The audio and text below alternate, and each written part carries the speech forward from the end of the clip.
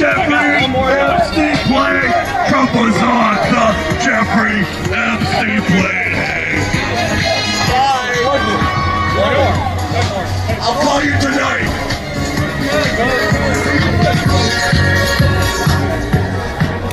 I say MAGA. Pick yourself off the shelf. I say MAGA. So there's a moment in this video where this weird MAGA dude, he looks like he's around 25, 30 years old, wearing this weird like army getup, backpack or whatever you would call it. And he's following you and he looks so angry and triggered by you. Tell me what happened there. Yeah, basically when I first showed up at the Tampa Convention Center for Charlie Kirk's Turning Point, I was leading a couple of the other social influencers. I was there with a gang of influencers under the tour Unkirk America, but it's the F word. Right. And, we're trying to America. And, I noticed this guy coming up, a little boy, looked like Timmy from Lassie. He came up and he had like a little starter ice kit. He had like a little Desert Storm camo backpack that he was wearing on the front. He had some sort of Kevlar underneath his T-shirt. And as soon as he saw me, I was singing Tom Petty at the beginning. I want to get high with MAGA friends and talk about stop hating the trans. He was all up in me and stuff, and he was bullying me. We were being followed by the Anderson Cooper's CNN crew. We had Dougie O'Sullivan, a bunch of people from CNN with us. And they were filming this dude. And I really believe the guy was a paid provocateur on the MAGA side, because there's another video. You can see it on my Twitter when you watch these videos that I put up.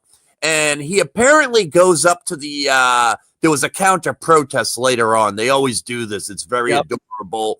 A bunch of the, counter protesters in Tampa will all get together, and they do this in every city. They get together, whether it's the 50-50 people, and they get like 5 to 1,000 of them, and they walk on the other side of the street from the actual Trump rally. Like, we're all looking at them like it's a Monty Python skit. Why do they always do this? They stand on the other side. They say the same damn 5 chants. This is what democracy looks like. And they scream at each other, and then they go to a park and take selfies of their poster boards. And, I'm looking at them and stuff, and I'm like, hey, we should join them.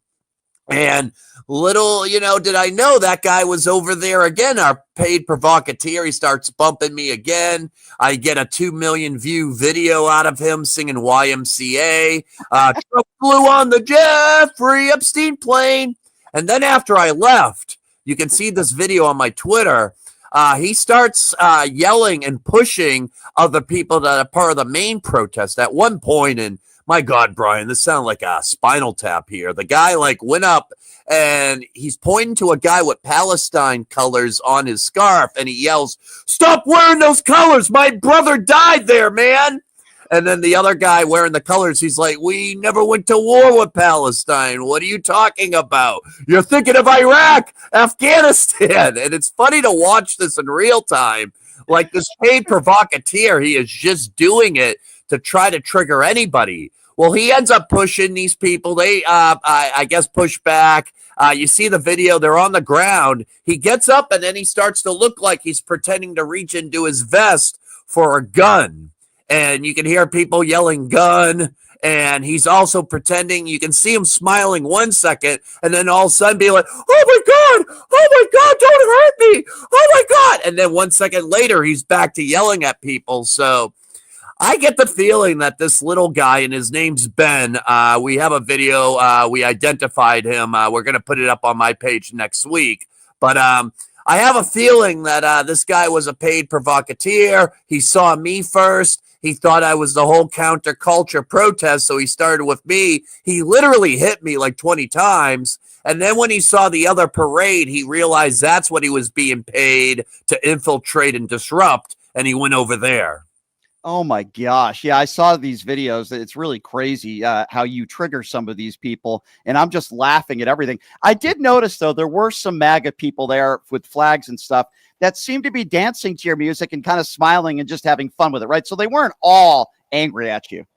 No, and I'm not angry at them. And I told these people at the Unkirk America tour that we're not just going to win by defeating everybody at debates. We're going to win by working together as the common working class. I mean, I went up to a bunch of MAGA and I'm like, dude, we might not agree on trans and immigrants, which is the only thing Fox News has you guys dog whistled to listen to. But can we agree, maybe, possibly, quite likely, maybe we can have a $2 extra minimum wage. Maybe we can move up from $7.25. And hey, these guys, maybe they're not agreeing with 15, but how about 9? How about 10? Let's agree. With that.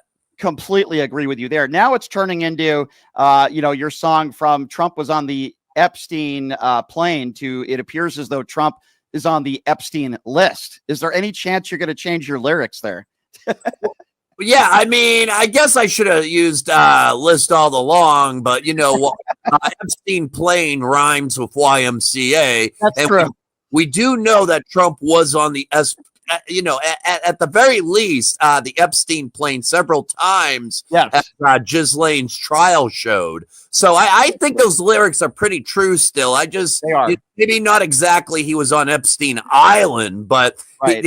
he was damn, well on the Epstein plane. So I'll keep that. But, Brian, to get inside the actor's studio here, plane rhymes with YMCA, right. So rhyming scheme, Trump went on the Jeffrey Epstein list. Yeah, doesn't sound right.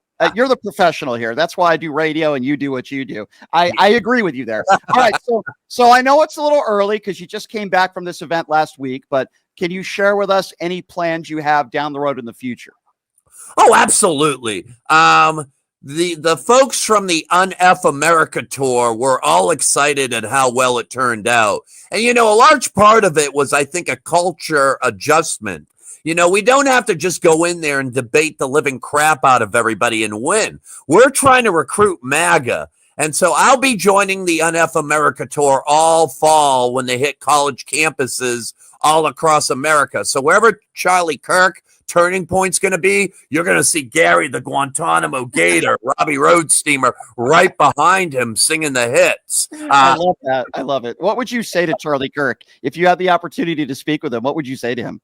I would say, it's been a long time since I've seen the Epstein list. Oh, boy, I kick off my shoes and I want to see the Epstein list. Let me see the list. Let me see the list. Well, in truth, I also got Charlie Kirk and Russell Brand. I went right into the main hall and Charlie Kirk, I didn't want to stay there too long. I told my camera girl, I'm like, get ready because I'm leaving in the first minute. And there was nobody in the hall either. If you watch my video from YouTube, when I stormed Charlie Kirk as an alligator, there's like 60 people there for the podcast. Terrible numbers. It was like the Emperor's New Clothes, Brian. The whole hall was empty. Outside of the Tampa Convention Hall, you can see on my videos, nobody's attending. It's the Emperor's New Clothes. So if I had Charlie Kirk right before me, I'd say what I said when I was right before him 3 to 4 days ago. Why won't you debate me in a steel cage at SummerSlam? Does he make eye contact with you at all? Yeah. No, I got the whole video. It's up on my page now. It's up on my Twitter. I got his HD version of his podcast. No, he not only makes eye contact, he talks to me. He does everything. I just put that up yesterday. I only had my isolated footage last weekend, so I put that up in an immediacy, and it was kind of far to see Charlie. But this one, not only is he talking to me, he's trying to play it cool for the cameras. I'm like, I'm Gary the Guantanamo Gator, and on his end, he's like, okay, thank you. Very nice. What do you make of all these people that are Turning Point members, for lack of a better term, and that are big Charlie Kirk followers? By the way, Charlie Kirk says, I trust the government now. I don't want to talk about the Epstein files. And then 2 days later, he changes his mind again. Like, what do you make of these followers too, the followers of Charlie Kirk? I just feel bad because they're dealing with an insane cult leader to the degree of Jim Jones, Jonestown Massacre, and Pumpkin Spice Satan Donald Trump. I mean, these people, they're going down with the ship. So if Trump says on Monday that Bill Clinton created the Epstein list along with Steve Jobs, then poor Charlie Kirk by Monday has to agree with this. He has to go down with the ship. And you can see a lot of them just realize what a crock it is now. And they can't do anything. They still have to, the Tupac hologram and Bill Clinton created the Epstein list together. Yeah. It's like no matter what Trump says, they have to go down on that ship or risk, if they're a congressperson, risk having a MAGA person run against them in the next election cycle. Or for Charlie Kirk right now is desperate to take over from Tucker Carlson. Right. He knows that Tucker has seen the light and is realizing what a cult he's been in. And now Charlie Kirk is like, well, maybe I can be the next Tucker Carlson. Yeah. But when you're bringing 50 people to a podcast, bro, at the Tampa Convention Center, that was miserable. That's true. It looked like a pretty bad turnout for Turning Point. But I have a request for you. So as you know, Lee Greenwood, teamed up with Donald Trump selling these Trump Bibles and the one-hit wonder, proud to be an American. Do you think at some point there's any chance you can take that song and maybe put your own lyrics in there? Oh, yeah. Look up. I did Donald Trump. I actually got 4 million for Lee Greenwood on Instagram because I'm like, well, I'm proud I support a felon. For at least I know I'm free. And I won't forget when we caused the insurrection to give that right to me. And I'll surely stand up to pumps for Trump and protect him with my balls. There ain't no doubt I love this country.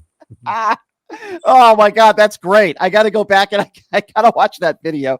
Oh my God, that is so awesome, Robbie. All right, so I know you said you're going to be doing some of these events with the Un-F America Tour, so I'm certainly looking forward to that, Robbie. Can you give out some of the information on how people can obviously follow your stuff on X and YouTube, because your stuff is absolutely gold. It's hilarious. And at this time, we need to laugh a little bit, and you're very funny, but you're also on the right side of history. How can people find your stuff on socials? For sure. And Brian, I'll just say this, that I told this to the Un-F America and MAGA. We're going to win because we're going to romanticize this scene, brother. We're going to make the new Haight-Ashbury, Hunter S. Thompson, and that's what I told. We're not going to win by beating debates. We're going to win by getting high with MAGA, partying with MAGA, and infiltrating. You can find me at Roadstreamer on Instagram, like road you drive on carpet steamer, just one word, Roadstreamer on TikTok, Robbie Roadstreamer YouTube, Robbie Roadstreamer Facebook, Robbie Roadstreamer Twitter.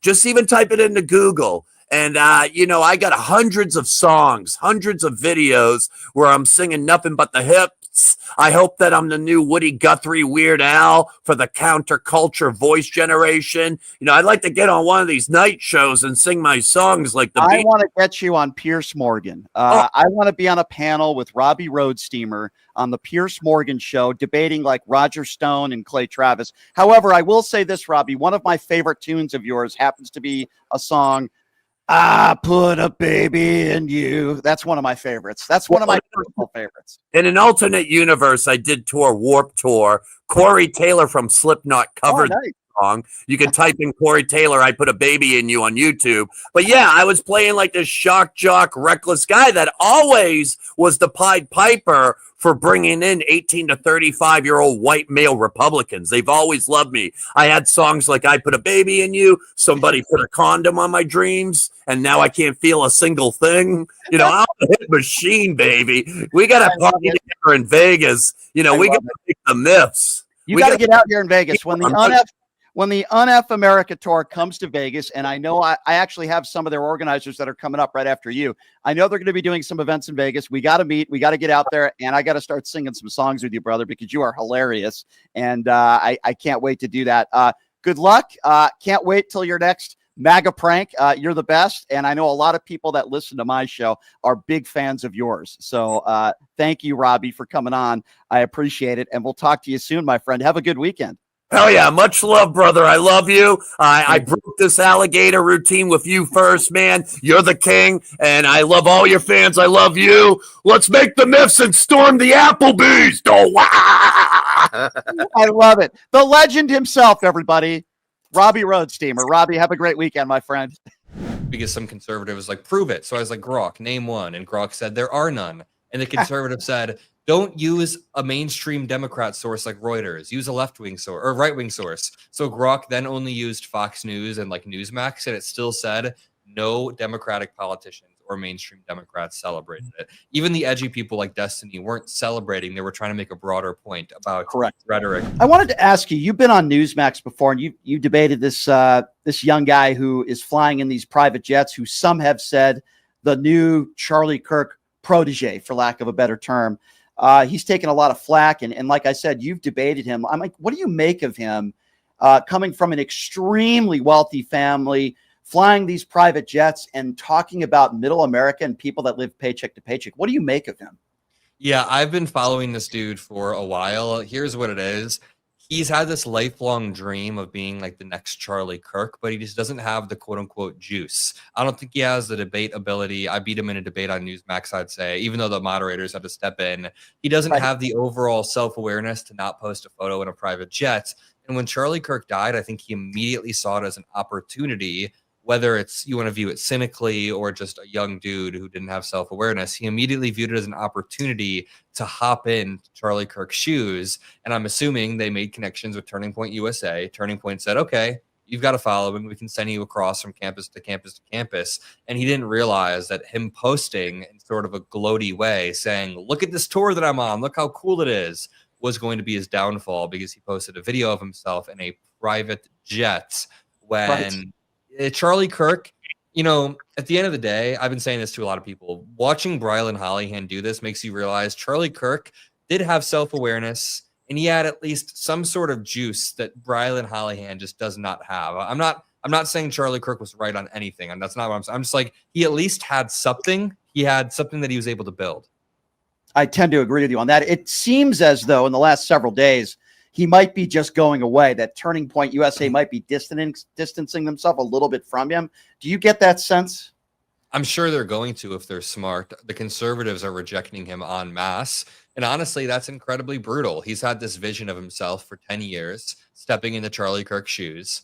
He gets the opportunity and he squanders it. It's kind of brutal. I saw some tweet that was like, can this kid please just return to being some low-level staffer who sends out snarky tweets? He shouldn't be the face of the movement. And I was like, yeah, true. Yeah, I tend to agree with that.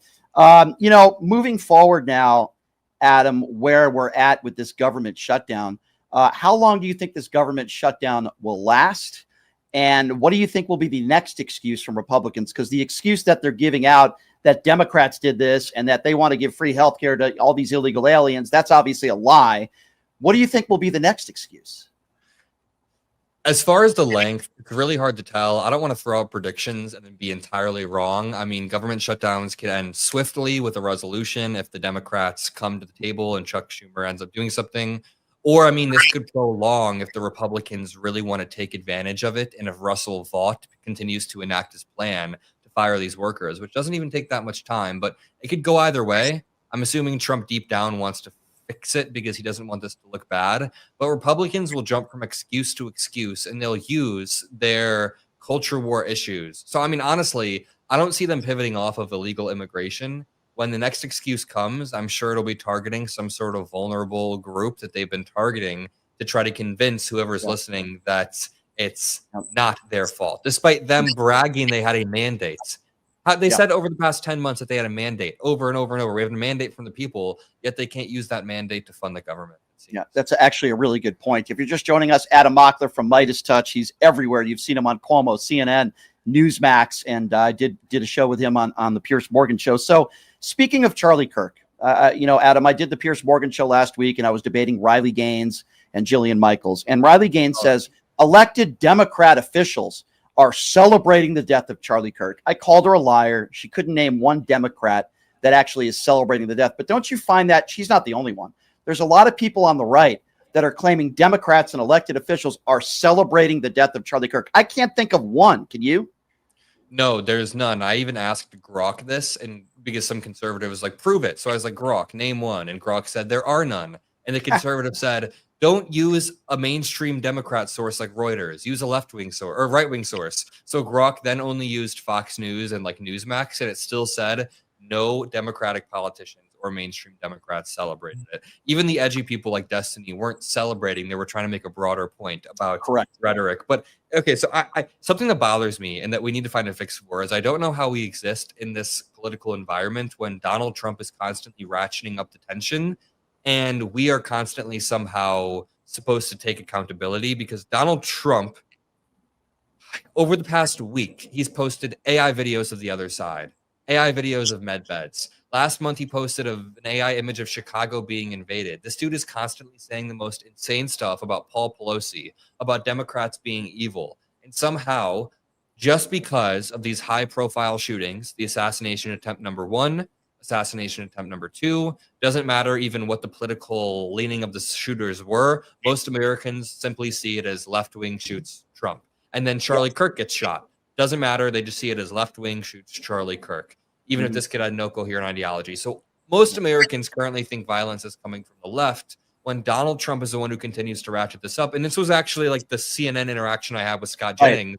I proved that in real time that they hold us to different standards. But we just have to continue to hammer home these Trump points that people are desensitized to, that he's tweeting this and this and this. I have a conservative friend who just 2 days ago I saw him and was like, can you believe Trump tweeted that about Chicago? Like, you don't defend that, right? And he was like, I've never seen that tweet. I didn't even know that happened. So I just don't know how these high profile cases can only be seen on one side. Yeah. And as you said to Scott Jennings, he held you to a higher account than he does the president of the United States. And as you said, wait a second, I'm a 22-year-old YouTuber. Yeah, you have a huge platform because you're very good at what you do. But it's just so strange where they care more about what Jimmy Kimmel says than the president of the United States. And it's just very odd and very strange why they do that, Adam. I'm also more responsible with my platform than Trump is with his. So if you do want to hold us to the same standard, I win 10 out of 10 times because I didn't post an AI video of political opposition this week. I didn't post an AI video of a fake medical invention this week. I didn't post fake AI images without caveating that as the president of the United States. I'm very responsible with the way I do stuff. Even Jesse Waters over at Fox News. This dude said, like, he declares war on Democrats. Trump says he declares war on Democratic cities. They use this crazy rhetoric, and then AOC, like, sneezes on the House floor, and apparently that's World War III. Yeah, that's a really good point. I have to ask, when's the next time we're going to see you on Abby Phillips? What's next up on your schedule? Because you're all over the place. Not sure. I'm hoping that they invite me back. I really do.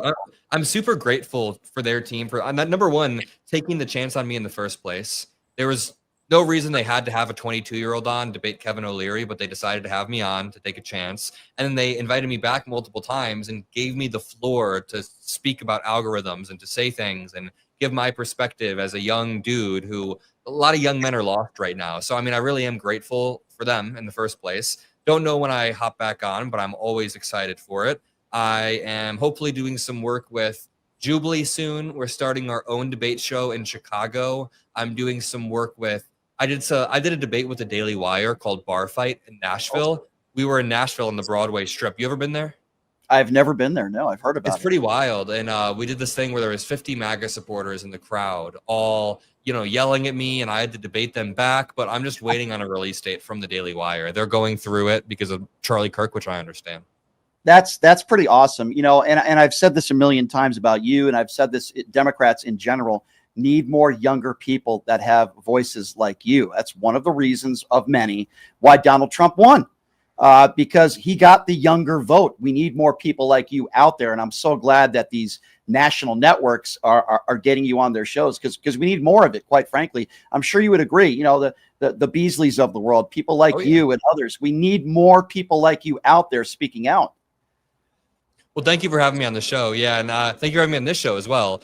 I think younger people need to have a voice, especially when we need new cats in the space. It's hard to watch it's not even about age, honestly. When I say new cats, it could be like a Bernie Sanders who's progressive or a Zoran who's young, but it could be any of these people who are even in their 50s, 60s. We just need like new, fresh voices. And it is nice to have representation that has unique perspectives, especially on the Democratic side. We need some sort of shakeup that's akin to what happened when Trump shook up the GOP. And I know that's a controversial remark, but we obviously clearly need a shakeup. Yeah. Oh, no question. Please tell your new friend Scott Jennings I said hello next time you're on a CNN panel. Adam, I love what you do. You do a great job, Midas Touch, and there's a reason why you have an enormous following. I cannot wait to be on a panel with you again soon. Hopefully Pierce Morgan again down the road, because that was fun destroying Jack Posobiec, having you in my corner there. So appreciate it, Adam. Always appreciate it, the time when you do this show, and proud of what you're doing, my man. You deserve it. Keep up the great work. You started the conversation asking about Jimmy Kimmel. And yeah, we're talking about a lot of different topics. Here's how the reasoning is going. You're talking about Jimmy Kimmel. Mm-hmm. We talk about how it was okay that a private company made that choice, and then disagreeing with that, you try to make the same argument that it was okay that a private company banned Trump from X. So you're using the logic to support your view while saying, I don't think there should have been any mandates. I didn't agree with the mandates. But you also said, here's another thing that's a little bit contradictory. You said if you lost your job due to a COVID mandate, which you also claimed didn't exist, then go find another job. And yet, it is a free country.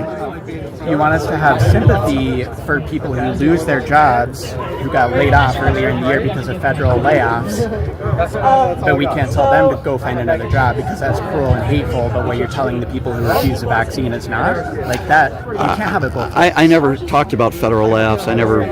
No, but the ethos of what he said, sure. You kind of implied that just go find another job. It's easy, but you did start the discussion with, it's basically. Well, you said because you were forced. Your employer might have put you in that position, but the government did not. Okay, Jimmy Kimmel's employer forced him out of the job, but you started the conversation. I agree, but I disagree with. Pick one. I disagree with both. I don't think that employers should have forced you to get the vaccine, and I also don't believe that Jimmy Kimmel should have had the pressure to be fired because of something he said, which I didn't think was completely incendiary. But you are wearing a J.D. Vance shirt because I would imagine you're a J.D. Vance fan who said Donald Trump could be the next American Adolf Hitler. He did say that. Have you ever changed your opinion over the course of your life?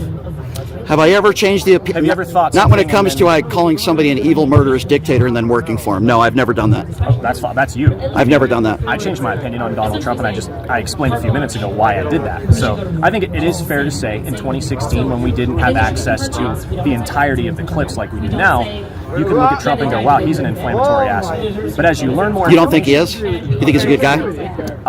Yeah, I do. You do think he's a good guy? I think overall, yes. Treats women good? Yeah, sometimes. Yeah, sometimes? Yeah, I mean, he signed the bill keeping men out of women's sports. Tremendous victory for women. Okay, but great. So you care more about a transgender volleyball player not being in a volleyball tournament than you do maybe swimming, because that was my sport. Gun control or healthcare. Hold on, you're going to like a lot of different topics. Well, right now. I don't think that's a top 20 topic. What you just said, transgenders in sports. How many transgender athletes are in Division I college sports right now? I disagree, and here's why. Transgenderism is a debate about the fundamental reality that we're living in. That's a political debate is like tax policy, immigration, but a transgender debate, that's a debate about the rules of our reality. That's a whole different ballgame. Why do you care what somebody does to their body if it doesn't affect you? It does affect me. How does it affect you? Tell me. Okay, do you have children? You're asking me. I'm sorry. He just, That's fine. You asked. I told you I swam Division I. Okay. So in 2022, I believe it was, I had to watch a man, a 6'3" dude, still had his dick and balls in a female swimsuit get up at the highest level of the sport. The Division I NCAA championships is a faster move than the Olympics. He got up, and just because he decided that he's a girl, he could go win that competition. Which I disagree with, but how did that affect you? You're a male swimmer. Okay, well, it's okay. You asked if I had kids. My kids would be directly affected by that policy. Or that guy. But I'm asking how it directly affects you, and you haven't given me a reason how. It how. makes me very mad, and I see the injustice of it. So if something makes you mad... No, if I see the injustice of it. Because I'm not a slave to my emotions like the left. I use more logic than that. Okay. But I can see the injustice in something. Again. And that gives me a right to stand up and fight against that.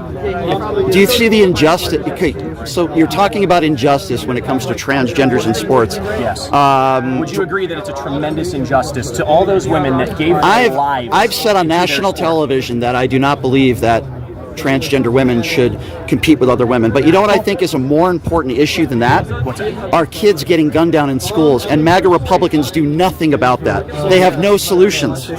Zero. No, it's not. We're talking about protecting women, right? We're talking about women in sports. Take care of both issues. See, that's the thing. The person. Well, No problem. Absolutely. But can you tell me a woman that has ever died from a transgender in sports? no one does. No, of course not. Sports? Yeah, of course not. They just have their. So what if the potential solution was what if transgenderism is recognized as a mental illness and that problem is solved? It's not recognized as a mental But what illness. if we did? Okay, but you're not a doctor, so No, I'm asking. I'm speaking hypothetically. that's a what if. Yeah. And I'm asking you to theorize with me a potential solution to the problem that you are proposing.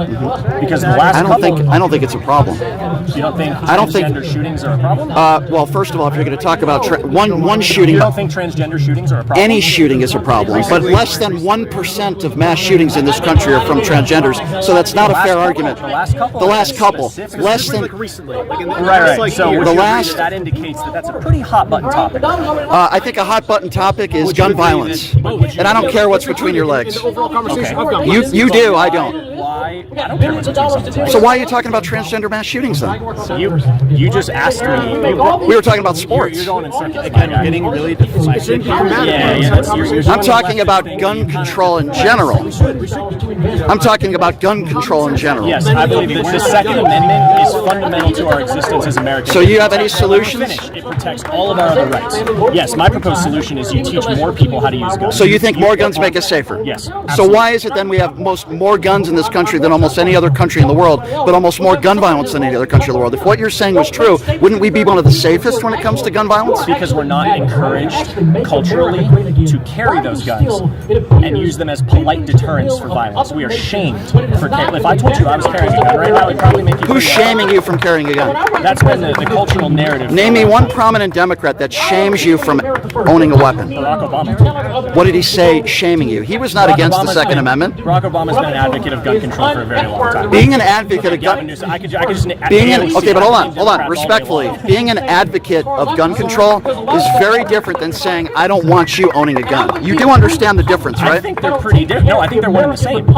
Name me one politician that wants all guns out of this country. Name me one prominent Democrat that said, I want to take all your guns away. You couldn't name me one. Quote, but I can name you Democrats. That Name me in one. General, okay, AOC. AOC is never against the Second Amendment. She wants an assault weapons That ban. depends how. Well, I would say that's against the Second Amendment. You're First of all, saying- do you know what's an assault weapon? Okay, well, we can get into the weeds. What's an assault weapon? Here's the way I'm going to answer your question. Because when I get into the weeds about gun control with people and they want to get into the weeds of what is an assault weapon, those are the same people that have absolutely no solutions. I haven't heard one solution out of your mouth. Well, I think it's very relevant to understand what an Then assault give me weapon a is. solution. Okay, let's start where we agree. Okay. Do you agree with me that there's way too much gun violence in this country? Can we agree on that? What happened to Charlie Kirk was terrible. That was There's terrible. way too much gun violence. Can we agree on that? You can't even say I'm yes. just making an effort to be precise in what I say, because you're going to turn around and use it against me if I speak. Why can't you just say That's all. yes? There's way too much gun violence in this country. I think there's too much violence. I think labeling it all on the guns Hold on. is the problem. So you're not willing to say there's too much gun violence in this country. There's too many people that are committing crimes with guns. You can't even admit that? I can say, well, because if the number is above zero, then yes, that's too many. But We that have- doesn't give you the right to make it zero. We have some of the most gun That's violence gonna in get this me in trouble. country No one's going to want to hear why I said than that. any other. You're not going to get nothing you saying is going to get you in trouble.